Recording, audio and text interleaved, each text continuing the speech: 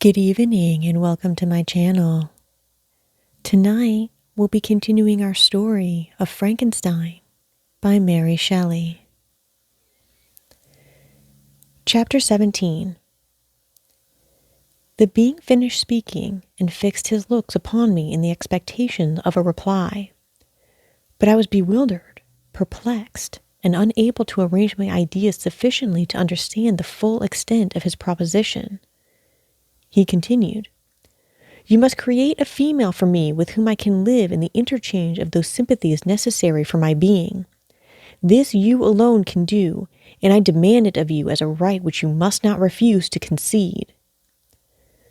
The latter part of his tale had kindled anew in me the anger that had died away while he narrated his peaceful life among the cottagers, and as he said this, I could no longer suppress the rage that burned within me. "I do refuse it," I replied, "and no torture shall ever extort a consent from me. You may render me the most miserable of men, but you shall never make me base in my own eyes. Shall I create another like yourself, whose joint wickedness might desolate the world? Begone! I have answered you. You may torture me, but I will never consent." "You are in the wrong," replied the fiend, "and instead of threatening, I am content to reason with you.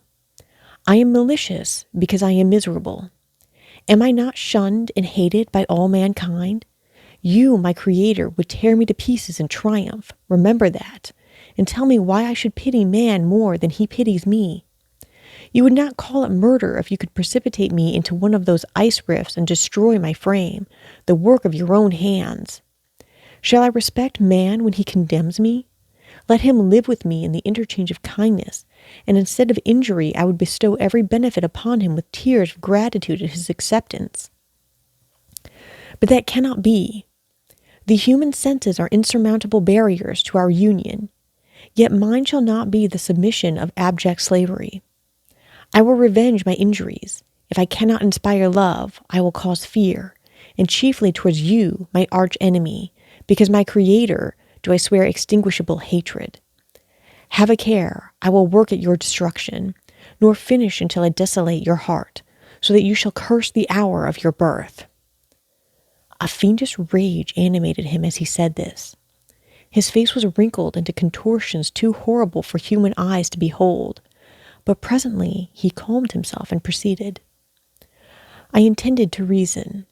This passion is detrimental to me, for you do not reflect that you are the cause of its excess. If any being felt emotions of benevolence towards me, I should return them 100 and 100-fold. For that one creature's sake, I would make peace with the whole kind. But I now indulge in dreams of bliss that cannot be realized. What I ask of you is reasonable and moderate. I demand a creature of another sex, but as hideous as myself.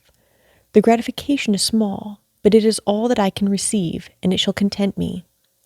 It is true, we shall be monsters, cut off from all the world, but on that account we shall be more attached to one another. Our lives will not be happy, but they will be harmless and free from the misery I now feel. Oh, my Creator, make me happy. Let me feel gratitude towards you for one benefit. Let me see that I excite the sympathy of some existing thing. Do not deny me my request." I was moved.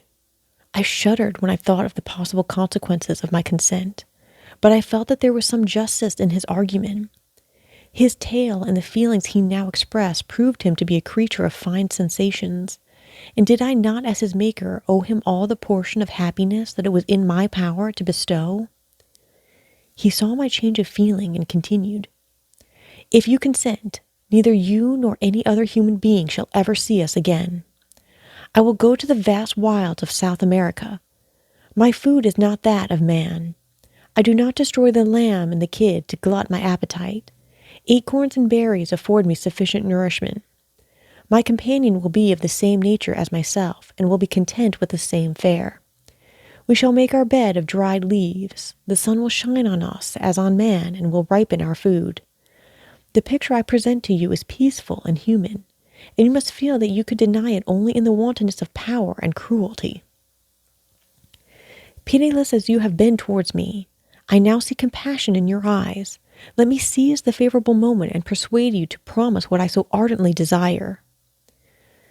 "You propose," replied I, "to fly from the habitations of man, to dwell in those wilds where the beasts of the field will be your only companions.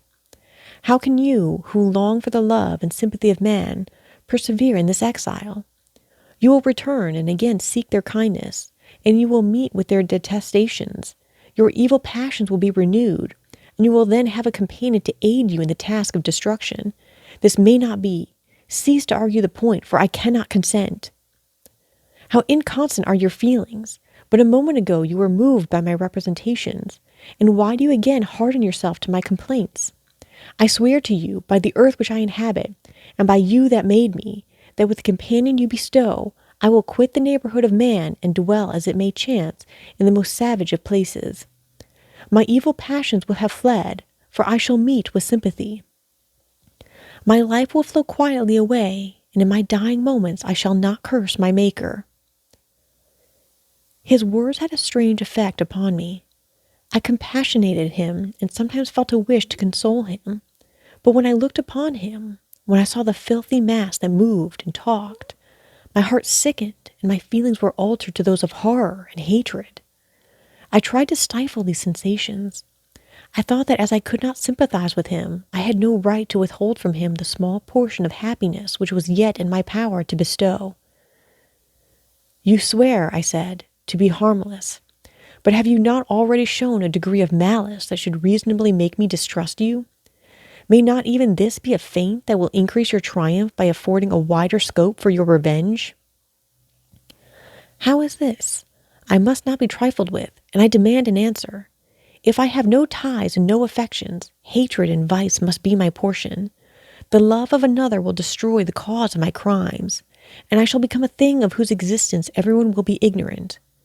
My vices are the children of a forced solitude that I abhor, and my virtues will necessarily arise when I live in communion with an equal.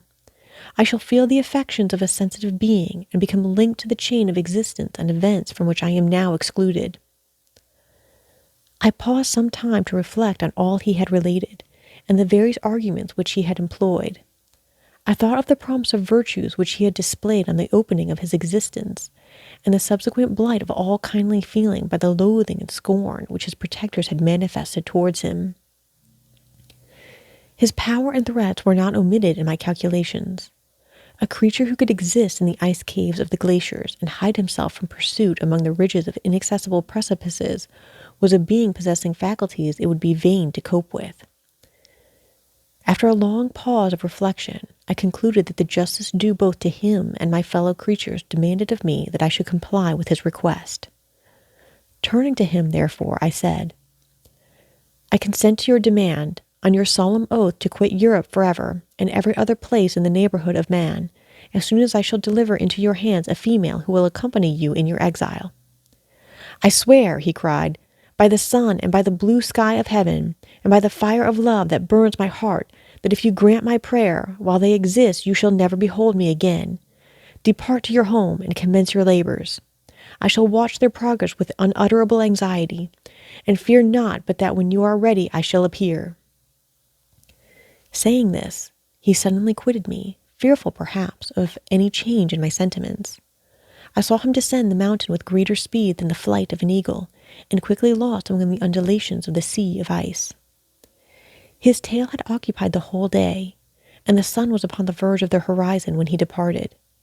I knew that I ought to hasten my descent towards the valley, as I should soon be encompassed in darkness. But my heart was heavy, and my steps slow.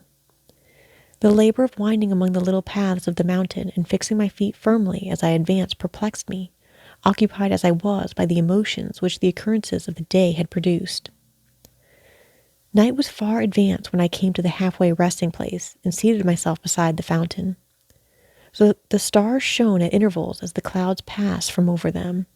The dark pines rose before me, and every here and there a broken tree lay on the ground. It was a scene of wonderful solemnity and stirred strange thoughts within me.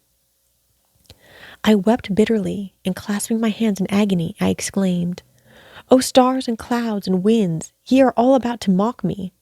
If you really pity me, crush sensation and memory. Let me become as naught.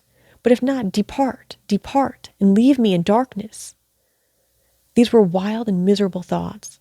But I cannot describe to you how the eternal twinkling of the stars weighed upon me, and how I listened to every blast of wind as if it were a dull, ugly siroc on its way to consume me. Morning dawned before I arrived at the village of Chamonix. I took no rest, but returned immediately to Geneva. Even in my own heart, I could give no expression to my sensations. They weighed on me with a mountain's weight, and their excess destroyed my agony beneath them. Thus I returned home, and entering the house, presented myself to the family. My haggard and wild appearance awoke intense alarm, but I answered no question. Scarcely did I speak. I felt as if I were placed under a ban, as if I had no right to claim their sympathies, as if never more might I enjoy companionship with them. Yet even thus I loved them to adoration, and to save them, I resolved to dedicate myself to my most abhorred task.